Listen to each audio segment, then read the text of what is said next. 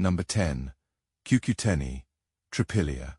The mega settlements that burned themselves around 5500 BCE in the lands that are now Romania, Moldova, and Ukraine.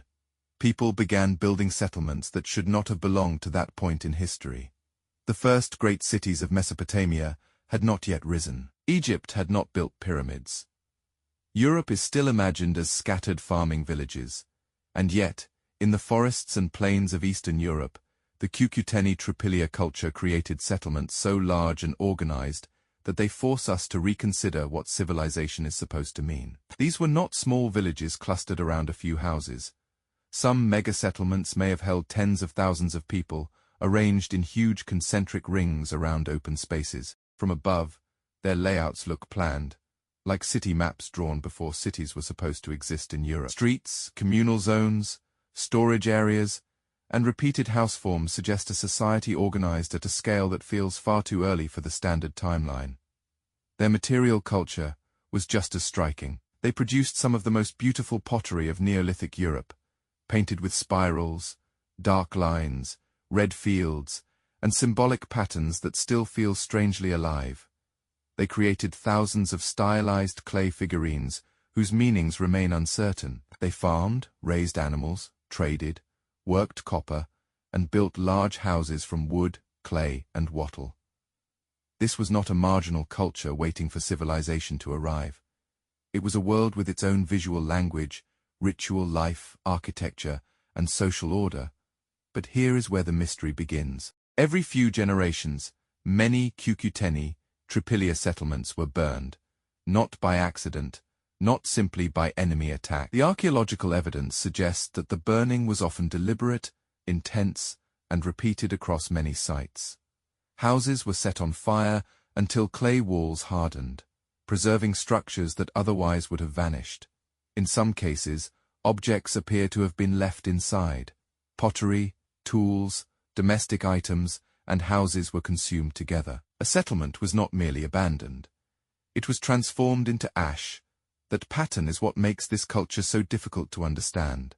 Why would people build large settlements, produce beautiful pottery, organize households and fields, then burn the houses down in a recurring cycle? Some suggest practical reasons: pest control, house renewal, accidental fires repeated as tradition, or building material limits. But the scale and repetition point towards something deeper. The fires may have been closure, purification, sacrifice, or renewal. A house may have been seen as a living part of a cycle that had to end. If that is true, then Cucuteni-Trypillia forces us to imagine a worldview very different from our own.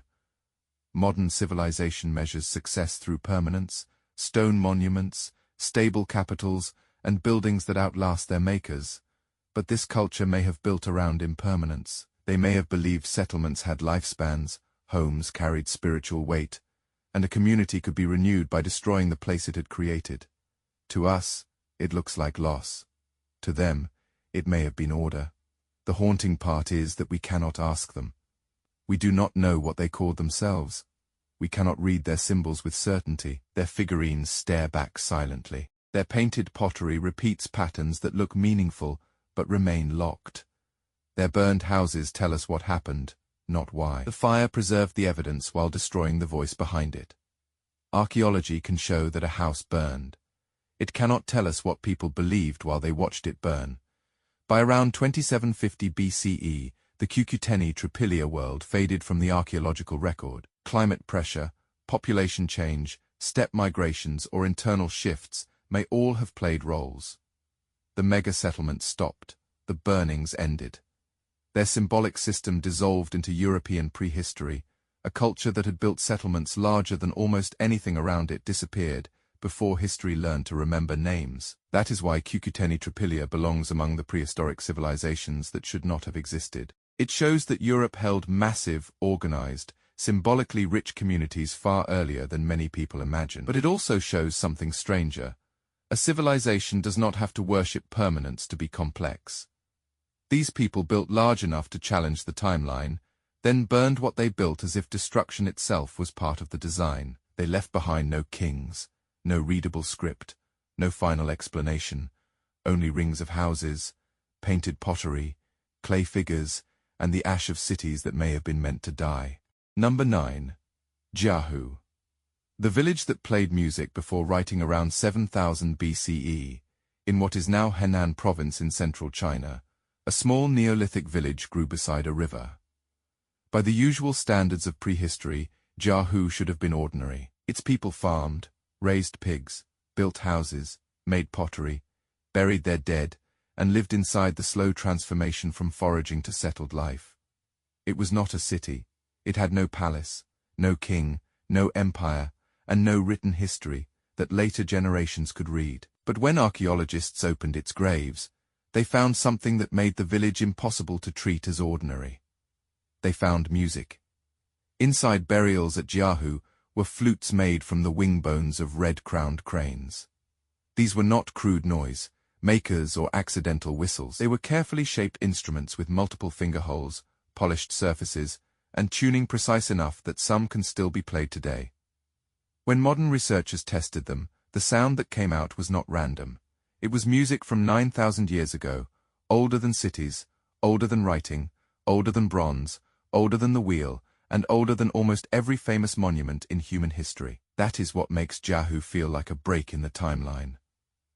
We often imagine early farming villages as practical places, focused on food, tools, shelter, and survival. But Jiahu shows that deep prehistoric people were already organizing sound into beauty. They understood pitch, they understood pattern, they understood that bone could be transformed into an object that carried emotion through air. A flute is not necessary in the same way a knife or storage jar is necessary. It belongs to another human need: ceremony, memory, grief, celebration, or the shaping of invisible feeling.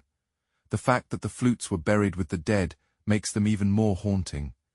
These instruments may have belonged to specific players, ritual specialists, elders, or people whose identity was tied to sound. To place a flute in a grave suggests that music mattered beyond ordinary life. It may have accompanied the dead, it may have marked status, it may have connected the living to ancestors, spirits, seasons, or ceremonies. We can no longer reconstruct. The instrument remains. The song is gone. Jiahu also produced another mystery: marks carved on tortoise shells and other objects. Some of these signs have been compared to later Chinese writing, especially oracle bone script from the Shang dynasty thousands of years later. The connection is debated, and it would be dangerous to claim a direct line too confidently. But the possibility is unsettling.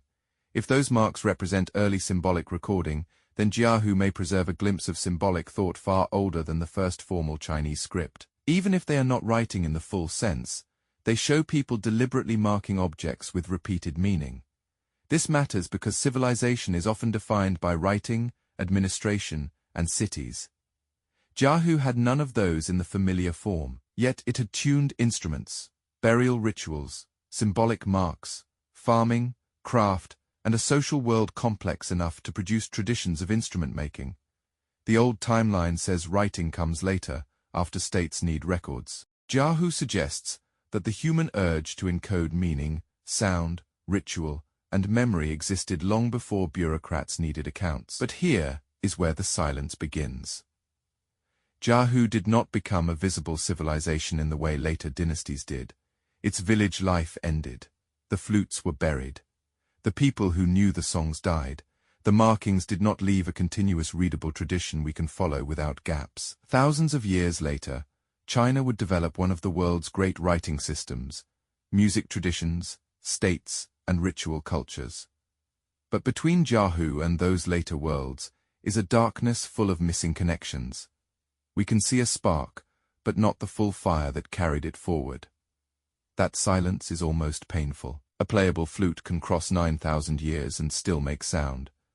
But it cannot tell us the melody it was meant to play. Carved sign can survive on shell, but it cannot explain whether it marked a name, a clan, a number, a prayer, or a memory. We are close enough to touch the artifact, but not close enough to hear the world that created it. That is why Jiahu belongs among the prehistoric civilizations that should not have existed. It shows that before writing, before cities, before kings, and before the official beginning of history, humans were already creating structured music and symbolic marks with astonishing care. Jiahu was not a great empire. It was something more fragile and more disturbing, proof that prehistoric life contained beauty and meaning we can barely recover. The flutes can still play, but the songs are dead. The symbols remain, but the voices behind them have vanished. Number 8. The Vin, a culture. The symbols that should not exist around 5,500 BCE along the Danube and across the Balkans. People began marking clay with signs that still make archaeologists uncomfortable. The culture is now called Vinča, named after a site near modern Belgrade, but its world stretched across parts of present-day Serbia, Romania, Bulgaria, Bosnia, North Macedonia, and surrounding regions. At first glance, it looked like a sophisticated Neolithic culture: villages, pottery, figurines, farming, trade, copper working, and carefully made houses. Then the signs appeared. They were carved onto pottery, clay tablets, figurines, spindle, walls, and ritual objects. They were not random scratches. Many signs repeated. Some appeared in combinations. Some were arranged in short sequences. They looked deliberate, learned, and shared across a wide area. And the problem was simple. They were far too early. If these marks were writing, then the timeline of literacy would no longer begin in Mesopotamia. It would begin thousands of years earlier in prehistoric Europe, among farming communities that had no cities, no empires, and no obvious bureaucratic state. That is why the Vinča symbols are so controversial. Mainstream scholars usually describe them as proto-writing, ownership marks, ritual signs, counting marks, or symbolic motifs, rather than full writing. The caution makes sense. There is no bilingual inscription, no long text, no clear evidence that the signs encode spoken language. Without a key, archaeologists cannot prove what the marks meant. But the symbols refuse to behave like meaningless decoration. They repeat too often. They spread too widely. They appear on objects that seem important. They suggest a shared symbolic system more structured than ordinary ornament. This challenges one of the deepest assumptions about civilization. We are taught that writing emerged because cities needed accounting. Grain had to be counted, taxes had to be recorded, rulers needed archives, temples needed receipts. In that story, writing is born from bureaucracy. But the Vinča people were not running an empire. They were not building royal palaces. They were not managing a state like Uruk or Egypt. If their symbols were a form of writing, then writing may have begun for reasons far stranger than bookkeeping. It may have begun with ritual, identity, memory, ownership, taboo, or communication with forces we no longer understand. The objects themselves deepen the mystery. Vinča figurines often have stylized faces, angular bodies, and patterns that may represent clothing, status, gender, ritual identity, or something else entirely. Pottery was carefully shaped and decorated. Settlements show planning and craft specialization. Copper artifacts reveal early experimentation with metal. This was a world already crossing thresholds of complexity before the famous civilizations of the ancient Near East had fully emerged. It was not primitive in any meaningful sense. It was simply different from the model we expected. But here is where the silence begins. Around 4,500 BCE, the Vinča culture faded. Settlement patterns changed. Regional traditions transformed. New populations and cultural influences moved through the Balkans. The symbolic system disappeared. If the signs had carried names, prayers, property marks, myths, or sacred instructions, that knowledge died with the communities that used them. Later Europe would develop writing through very different historical routes, influenced by Mediterranean alphabets and state societies. The Vinča marks left no continuous tradition we can follow. That loss is what makes them haunting. We can hold an object in a museum and see a sign carved by a human hand 7,000 years ago. We can recognize intention. We can feel that the mark meant something to someone, but the meaning is gone. The sign has survived longer than the world that gave it meaning. It is a message that reached us without its language. That is why the Vinča culture belongs among the prehistoric civilizations that should not have existed. It forces us to ask whether the human urge to record meaning is older, wider, and less dependent on cities than we were taught. Maybe the Vinča symbols were not writing. Maybe they were something just before writing, or something beside writing, a symbolic system that does not fit our categories. But that may be even stranger. Somewhere in prehistoric Europe, people were carving repeated signs into clay, with enough consistency to make us question the origin of literacy itself. The marks remain. The code is gone. And in that gap, the entire history of writing becomes less certain. Number 7. Caral-Supe. The pyramid builders without writing or war around 3000 BCE, while Egypt was beginning its first dynasties on the other side of the world. Another civilization was building pyramids in the desert valleys of Peru. There was no contact between them, no shared origin, no ocean crossing carrying blueprints from the Nile to the Pacific coast. And yet, in the Supe Valley, north of modern Lima, people were organizing labor, raising monumental platforms, building sunken plazas, and shaping one of the earliest urban worlds in the Americas. The civilization is now called Caral-Supe, and it should not have fit the old timeline of how complexity was supposed to begin. For a long time the site was misunderstood. Its mounds looked like natural hills or much later ruins. Then radiocarbon dating revealed the truth.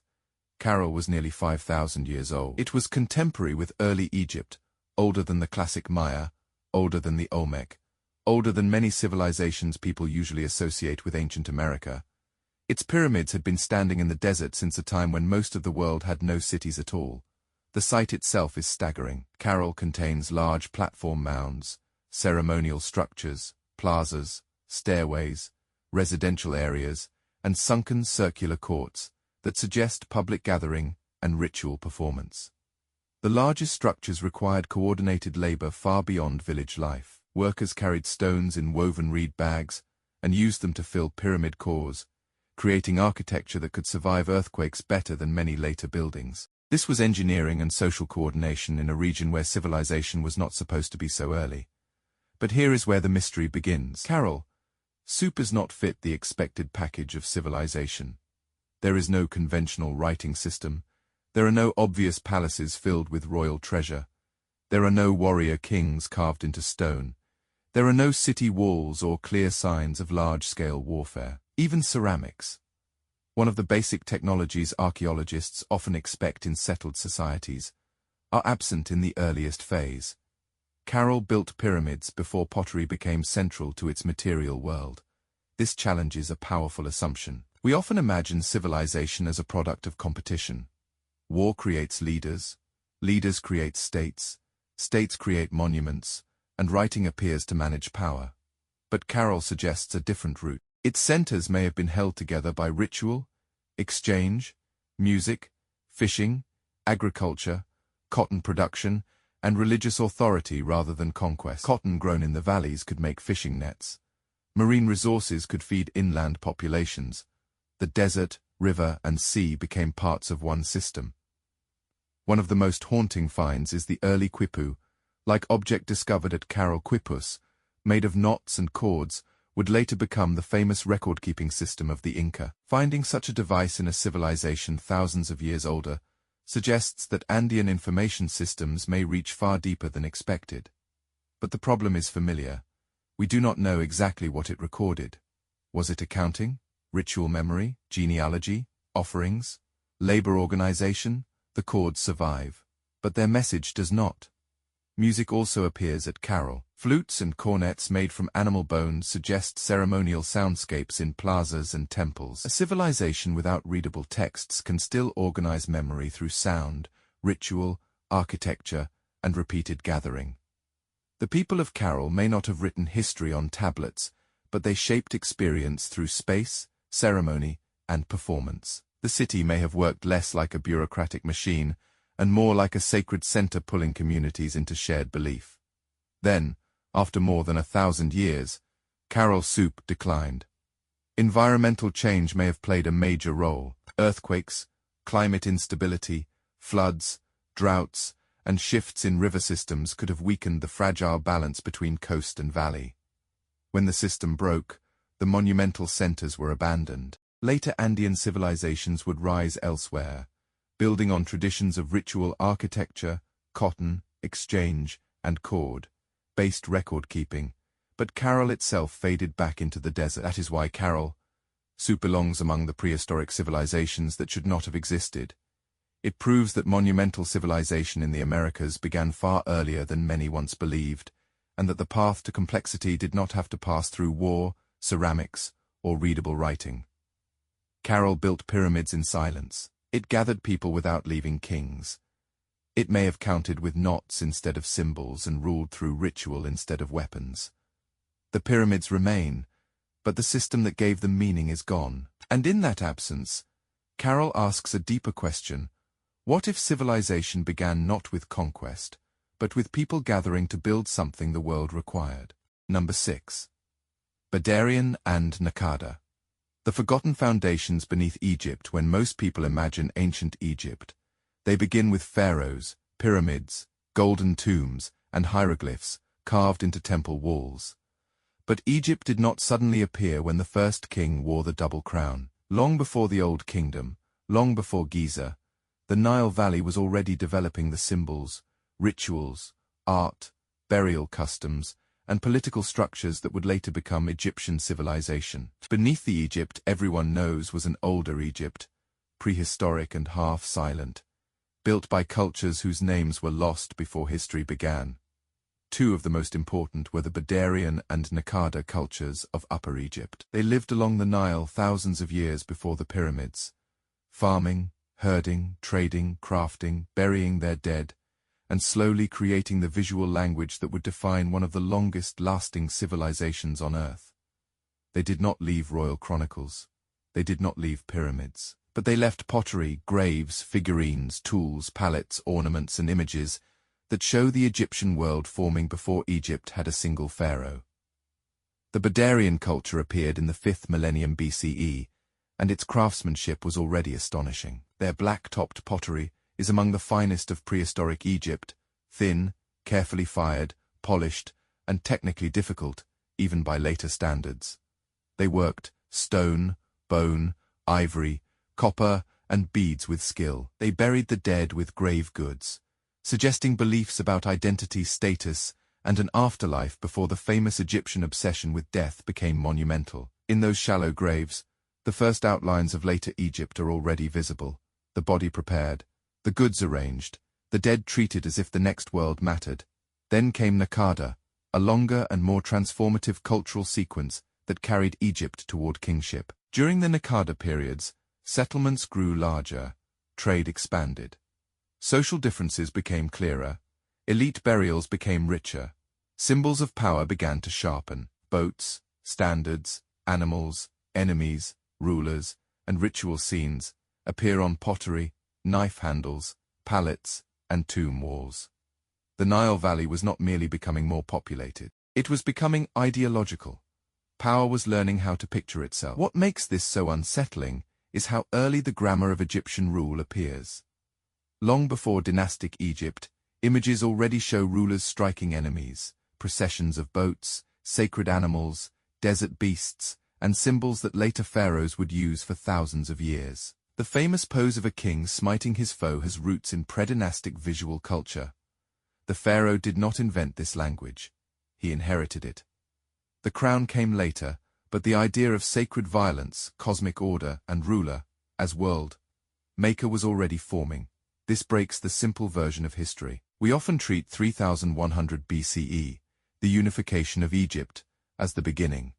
But it was not a beginning, it was a culmination. By the time the first dynasty emerged, the Nile Valley had already spent centuries building trade networks, ritual systems, artistic conventions, burial traditions, and political hierarchy. Dynastic Egypt was not born fully formed from nothing.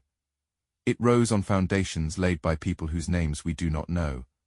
Some predynastic artifacts feel almost like messages from a civilization still learning how to speak. Cosmetic palettes carved with animals and symbolic scenes, ivory tags that may represent early administrative marks, painted tombs with boats, hunting, dancers, and figures of power, figurines whose meaning remains debated. These objects are clearly meaningful, but their full language is gone. They stand at the edge between image and writing, between ritual object and historical document, between prehistory and state power. The most haunting part is that these people created the foundation of Egypt without being remembered like the kings who came after them. The pharaohs filled temples with names. The Badarian and Naqada people left no such voice. Their innovations became Egyptian tradition, but their identities disappeared into the tradition they helped create. Every pyramid, every royal tomb, every temple procession carried echoes of older symbols, made by people whose own names were erased by time. That is why Badarian and Naqada Egypt belong among the prehistoric civilizations that should not have existed. They prove that Egypt was older than Egypt, that the civilization of pharaohs was only the visible summit of a deeper prehistoric mountain. Before the pyramids, before hieroglyphs fully formed, unnamed people along the Nile were shaping ideas that would rule for millennia. They did not leave us a history of themselves. They left something larger and stranger, the blueprint for a civilization that would outlive almost every other world of antiquity. Number 5. The Olmec. The mother culture that appeared fully formed around 1500 BCE in the humid Gulf Coast lowlands of what is now southern Mexico. A civilization appeared that seemed to arrive already carrying the blueprint of Mesoamerica. Later cultures would build pyramids, play ritual ball games, count sacred calendars, carve gods into stone, and rule through divine kingship. But many of those patterns point backward to the Olmec. They were not the Maya, they were not the Aztecs. They came far earlier, in swamps, forests, river systems, and lowland landscapes where few outsiders would expect one of the great origin points of civilization to begin. The name Olmec is not what they called themselves. It was given much later, after their own language and identity had vanished. That alone makes them haunting. A civilization that shaped thousands of years of religious and political life in Mesoamerica survives under a borrowed name, its own voice missing. Yet the evidence of its power is impossible to ignore. At San Lorenzo, Vinča, Tres Zapotes, and other sites, the Olmec built ceremonial centers, raised platforms, carved altars, worked jade, moved enormous stones, and created a symbolic world so influential that later civilizations would inherit pieces of it without necessarily remembering where they came from. What makes the Olmec feel too early is the scale of their monuments. The colossal heads are the most famous. 17 have been found so far, each carved from basalt, each showing a distinct human face with a heavy helmet, like headdress. Some weigh many tons. The stone had to be quarried far from where the heads were placed, then transported through difficult lowland terrain without wheels, draft animals, or metal machinery. To move one head required labor planning, authority, and a belief that the face being carved was worth the impossible effort. These heads are not generic statues. They feel like portraits. They may represent rulers, ancestors, warriors, ball players, or sacred figures whose meaning has been lost. Each face looks individual enough to suggest a person, but we do not know their names. We do not know what titles they held. We do not know whether people approached them with fear, reverence, loyalty, or ritual offerings. The Olmec left faces larger than life, but no readable biography behind them. Their symbolic world may have changed Mesoamerica forever. Jaguars, serpents, caves, mountains, rain, maize, blood, transformation, and supernatural beings appear in Olmec art, in forms that later cultures would develop in new directions. The ritual ball game, sacred landscapes, elite power, jade as a holy material, and possibly early calendrical and numerical systems all seem connected to the Olmec horizon. They may even have contributed to early forms of writing or notation, though the evidence remains incomplete and debated. That uncertainty is part of the mystery. Every time the Olmec seem to offer an answer, the answer dissolves into symbols we cannot fully read. The most unsettling part is how suddenly they appear in the archaeological imagination. Of course, no civilization truly comes from nowhere. There were earlier communities, traditions, and developments beneath them. But compared with what we can clearly trace, the Olmec seem to emerge with monumental sculpture, social hierarchy, ritual complexity, long-distance exchange, and a visual language already powerful enough to influence the future. It feels as if we are seeing the middle of a story whose first chapters have been torn out. Then the Olmec centers declined. San Lorenzo fell from prominence. Vinča rose, flourished, and later faded. Monuments were buried, mutilated, or moved. Some heads and altars appear to have been deliberately damaged, as if the symbols of power had become dangerous or unwanted. Around 400 BCE, the great Olmec civilization had largely disappeared as a distinct system. But its ideas did not die. They passed into the bloodstream of Mesoamerica. That is why the Olmec belong among the prehistoric civilizations that should not have existed. They were not merely an early culture. They were a source. They helped create the religious and political vocabulary that later civilizations would use for thousands of years. Yet their own beginning remains opaque, their script uncertain, their rulers nameless, and their worldview locked inside stone faces and jaguar gods. The Olmec changed human history, not because they left us a clear record, but because they shaped a world that kept speaking after they themselves went silent. They were buried, forgotten, renamed by others, and still, from beneath the jungle soil, their colossal faces look like the first memory of Mesoamerica staring back. Number 4. The Minoans. Europe's first palace civilization around 3000 BCE on the island of Crete.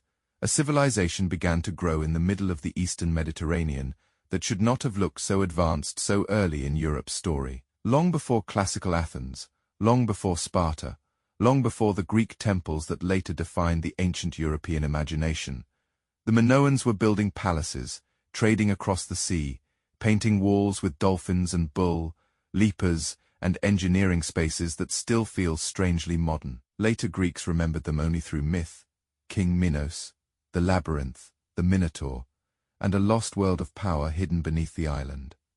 Archaeology revealed that beneath the myth was something real. The Minoans built palace centers at Knossos, Phaistos, Malia, Zakros, and other sites across Crete. Knossos alone contained hundreds of rooms, stairways, courtyards, storage magazines, light wells, and corridors so complex that it is easy to understand how later imagination turned the palace into a labyrinth. These were not rough Bronze Age forts. They were administrative, ritual, economic, and artistic centers tied to a sea-based world. They stored oil, grain, wine, textiles, and goods, moving through trade networks that connected Crete to Egypt, Cyprus, Anatolia, the Levant, and mainland Greece. What makes the Minoans feel almost out of place is their sophistication. Their buildings included drainage systems, terracotta pipes, water channels, and architectural planning far beyond what many expect from early Europe. Their frescoes were vivid and alive: blue monkeys, dolphins, flowers, processions, women in elaborate clothing, and athletes vaulting over bulls. Unlike many Bronze Age powers, their art does not obsess over conquest. There are few scenes of armies, prisoners, or kings crushing enemies. Their visual world feels maritime, ritual, elegant, and unsettlingly confident. But here is where the mystery deepens, the Minoans wrote. They use scripts known as Cretan hieroglyphic and linear A, but neither has been fully deciphered. We can see the signs, we can count them, we can compare them across tablets, seals, and objects, but we cannot read their language.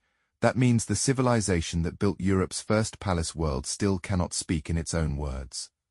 We do not know what they called themselves. We do not know the names of their rulers. We do not know the prayers behind their rituals, or how they understood the bull, the double axe, the goddess figures, the caves, the mountains, and the sea.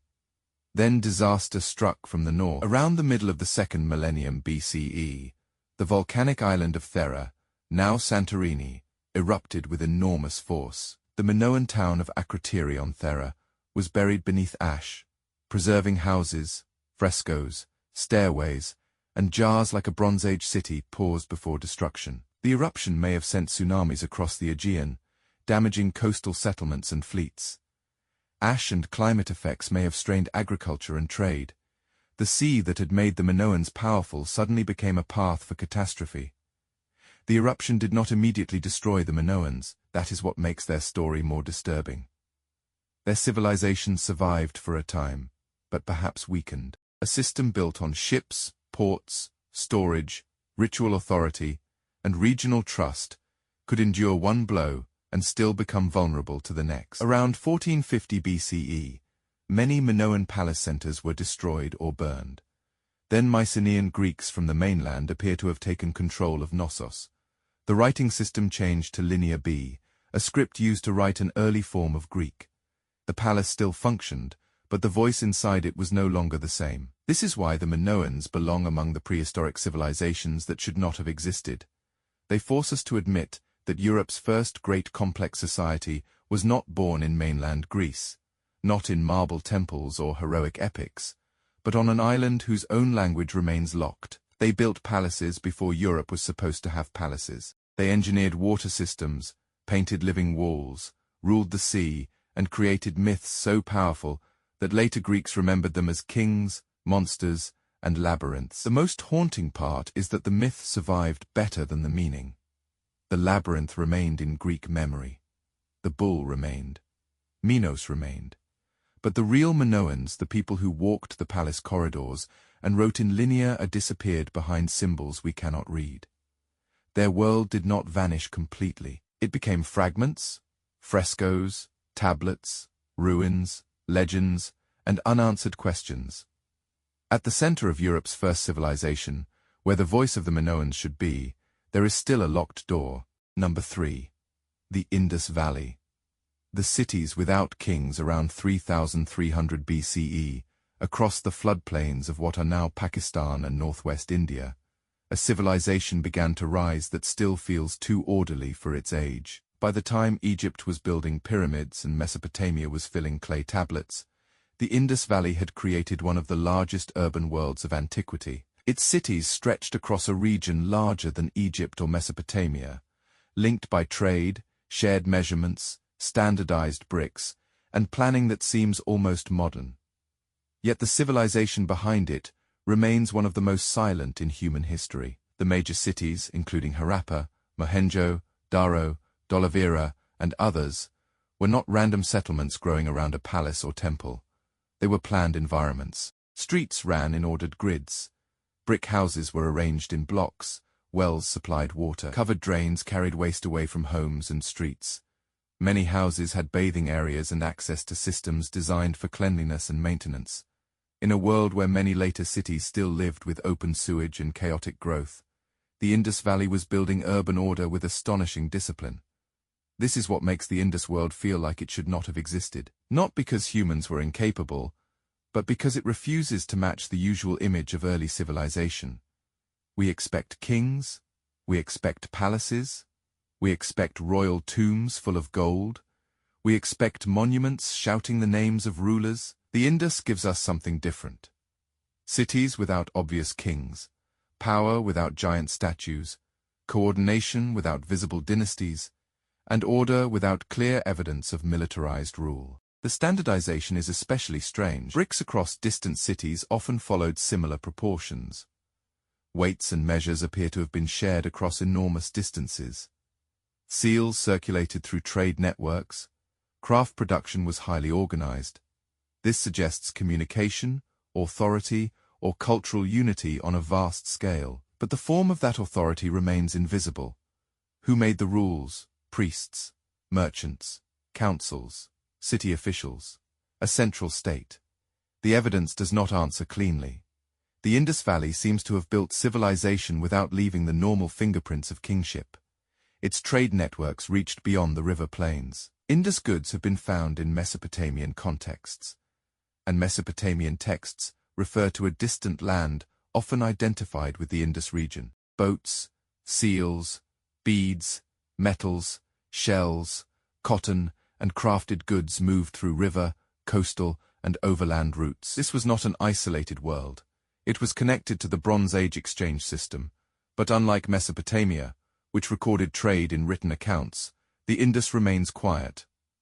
That silence comes from its script. Thousands of short inscriptions survive on seals, tablets, pottery, and other objects. The signs repeat across the civilization, proving that they mattered.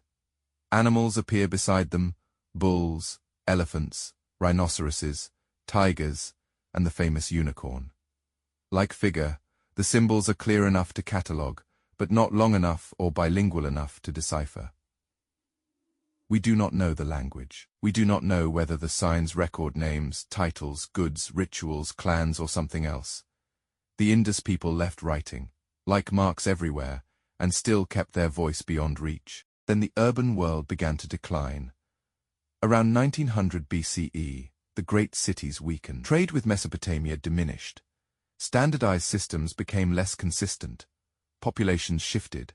Some settlements were abandoned while others became smaller regional communities. The collapse was not a single fiery destruction. It was slower, quieter, and perhaps more unsettling. The cities did not die in one dramatic invasion. They dissolved. Climate change, weakening monsoons, shifting rivers, floods, droughts, salinity, disease, and economic disruption may all have played roles. A civilization so dependent on water, trade, and urban coordination could be vulnerable if rivers changed course or crops failed. But because the script remains unreadable, the human side of the collapse is locked away. No Indus text tells us of famine, no king laments defeat, no priest explains why the old cities lost power. We watch the pattern from outside, unable to hear the people inside it. That is why the Indus Valley belongs among the prehistoric civilizations that should not have existed. It was enormous, urban, standardized, hygienic, connected, and sophisticated, yet it refuses the familiar script of civilization. It shows that early complexity did not always require visible kings, conquest imagery, or palace monuments. The Indus built cities for life rather than for royal memory, and when those cities faded, they left behind drains, bricks, seals, and streets, but not a single readable sentence explaining who they were. History expected rulers. The Indus gave us silence arranged in perfect order. Number 2. The Sumerians. The people who invented the modern world around 4500 BCE, in the marshy lowlands between the Tigris and Euphrates rivers. People began settling into villages that would become something humanity had never seen before. The land was difficult, flat, hot, and dependent on water that had to be controlled. But from that unstable world, the Sumerians built the first true cities. Uruk, Urartu, Lagash, and Nippur rose from mud brick, canals, temples, workshops, and streets. Before Egypt's pyramids, before Greece had heroes, before most of the world had writing, the Sumerians were inventing the machinery of civilization. What makes Sumer feel almost impossible is not one invention. It is the number of inventions that arrived together. They developed large-scale irrigation systems to make the land productive. They built cities with temples at their centers. They used the wheel first for pottery and later for transport. They organized schools, scribes, laws, accounting, taxation, labor, trade, and administration. They created a world where humans no longer lived only inside villages, but inside institutions, temples, city-states, archives, courts, and bureaucracies. Their greatest invention was writing. Cuneiform began as a practical system, pressed into wet clay to record goods, animals, grain, workers, and payments. At first it was accounting. But once humans learned to trap meaning in signs, writing could not remain only bookkeeping. It expanded into contracts, laws, letters, myths, hymns, prayers, mathematics, astronomy, medicine, and literature. With Sumer, humanity crossed one of its deepest thresholds. Memory could now survive outside the human body. This changed everything. A spoken command dies when the voice stops. A written tablet can outlive the king who ordered it. A myth once held by singers can become a text copied by students centuries later. A debt can be recorded, a boundary can be marked, a law can be preserved, a prayer can travel through time. The Sumerians did not merely invent writing.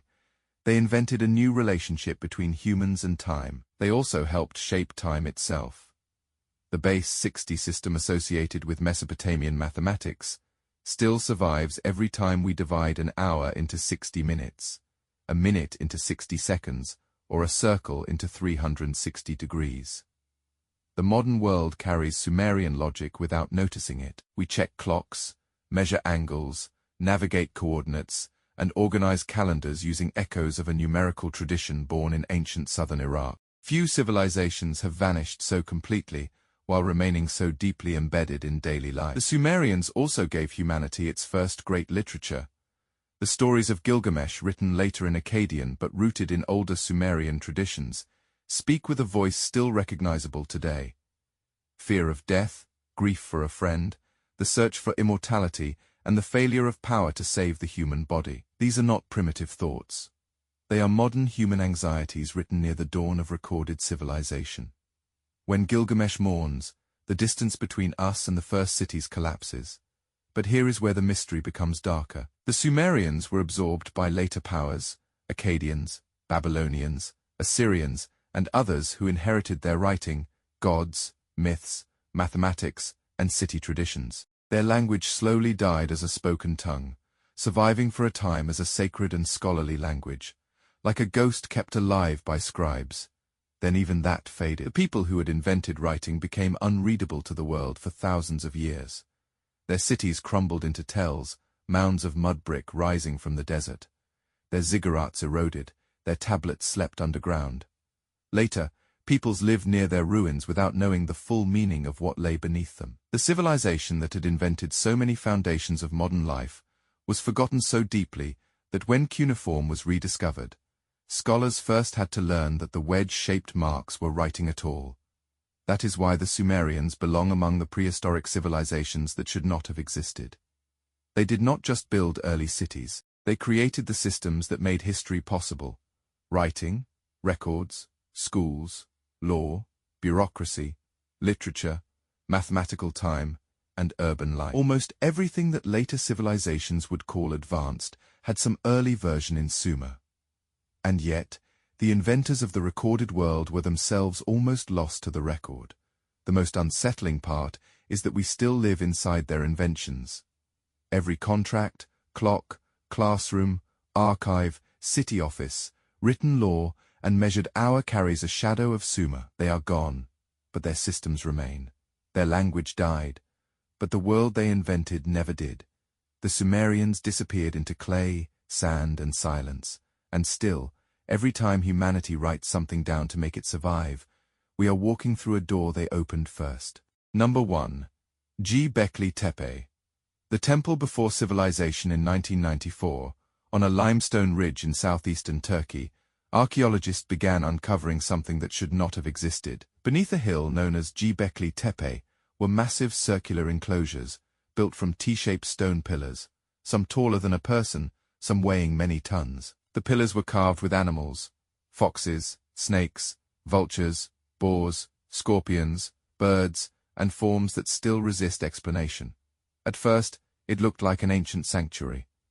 Then the dates came back, and the story of civilization began to crack. Göbekli Tepe was built around 9,600 BCE, more than 11,000 years ago. That makes it older than Stonehenge by thousands of years, older than the pyramids by more than 6,000 years, older than writing, older than pottery in the region, and older than the first cities. It belongs to a world the old timeline described as hunter, gatherer, mobile, and not yet capable of monumental architecture. And yet there it was, carved stone, planned enclosures, repeated symbols, ritual space, and labor coordination on a scale that should have required settled civilization.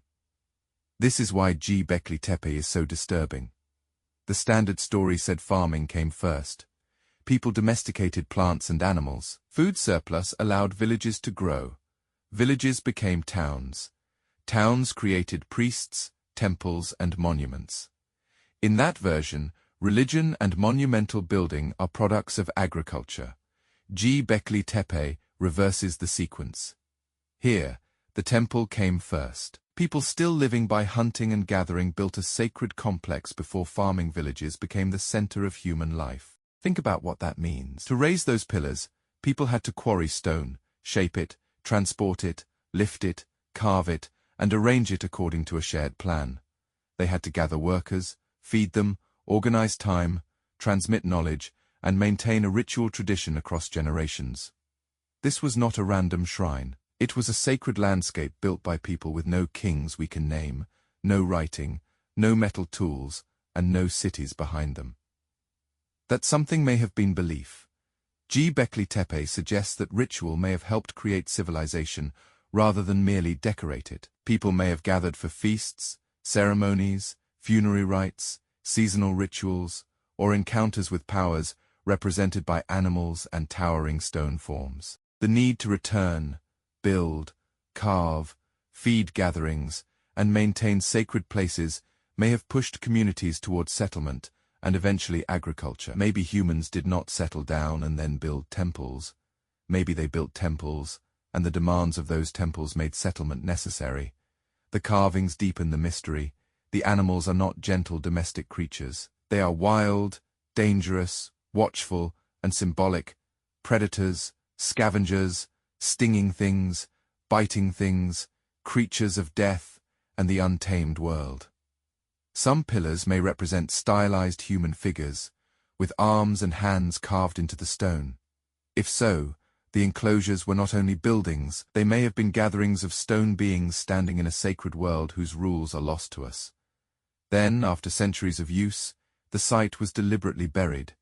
The enclosures were filled with earth, debris, animal bone, stone fragments, and rubble. This was not simple abandonment. It looks intentional, as if the people who used the site chose to close it, seal it, and hide it beneath the hill. Why bury a sacred place so carefully? Was it renewal, closure, protection, or a final ritual ending a tradition that had lasted for generations? The builders left no writing, so the answer remains locked in silence. Göbekli is not alone anymore. Nearby sites such as Karahan-Tepe and others in the same region suggest a wider prehistoric tradition of monumental ritual architecture. This was not one impossible temple built by accident. It may have been part of a sacred landscape created by communities far more organized than the old model allowed. The darkness before history was not empty. It was full of worlds we are only beginning to detect. That is why Göbekli belongs at number 1 among the prehistoric civilizations that should not have existed. It does not simply add an earlier monument to the timeline. It forces us to ask whether we misunderstood the birth of civilization itself. Before kings, before cities, before writing, before farming transformed the world, humans were already gathering beneath carved stone animals and building sacred architecture. The most unsettling part is that the people who built Göbekli were us, fully modern humans, with the same fears, grief, imagination, and need for meaning. Yet we cannot read a single prayer they spoke there.